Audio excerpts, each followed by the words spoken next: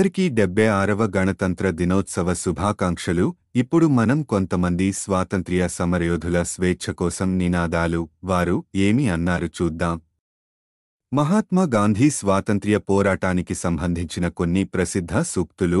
అహింసనే ఆయుధంగా మలుచుకుని ఏదైనా సాధించవచ్చు. సత్యము, అహింసలనే ఆయుధాలతో దేశానికి స్వరాజ్యం సంపాదించాలి. సహాయ నిరాకరణ, సత్యాగ్రహం వంటి విధానాలతో తెల్లవారిని గడగడలాండించాలి. నేతాజీ సుభాష్ చంద్రబోస్ స్వేచ్ఛ కోసం ప్రయోగించిన కొన్ని నినాదాలు. నాకు రక్తం ఇవ్వండి, నేను మీకు స్వేచ్ఛ ఇస్తాను. స్వేచ్ఛ ఇవ్వబడలేదు, తీసుకోబడింది. మనుష్యులు, డబ్బు, సామగ్రి వల్లనే విజయం లేదా స్వేచ్ఛ వస్తుంది అని అనుకోకండి. నమము స్వేచ్ఛ కోసం మన రక్తంతో చెల్లించడం మన కర్తవ్యం. స్వేచ్ఛను మన పోరాటం, ప్రయత్నాల ద్వారా గెలుచుకుంటాం. ఆ స్వేచ్ఛను మన బలంతో కాపాడుకుంటాం. సుభాష్ చంద్రబోస్ భారతదేశానికి స్వాతంత్ర్యం తెచ్చేందుకు పోరాడిన జాతీయవాది. అంబేద్కర్ చెప్పిన కొన్ని ప్రేరణాదాయక మాటలు.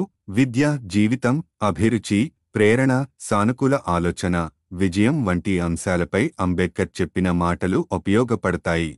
ప్రతి ఒక్కరూ అనుసరించాల్సిన విషయాలను అంబేద్కర్ చెప్పారు. అంబేద్కర్ చెప్పిన మాటలు జీవితాంతం ఉపయోగపడతాయి.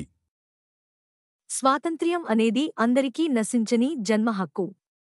శ్రమ సమాజానికి నిజమైన పోషణ. నేను మనిషిని మరియు మానవజాతిని ప్రభావితం చేసేవన్నీ నాకు సంబంధించినవి. చెవిటివారు వినాలంటే ధ్వని చాలా బిగ్గరగా ఉండాలి. స్వేచ్ఛ అనేది బహుమతి కాదు, అది ఒక బాధ్యత. నిజమైన స్వేచ్ఛ క్రమశిక్షణతో వస్తుంది. స్వేచ్ఛను కాపాడటానికి మనం శాంతిని కాపాడాలి.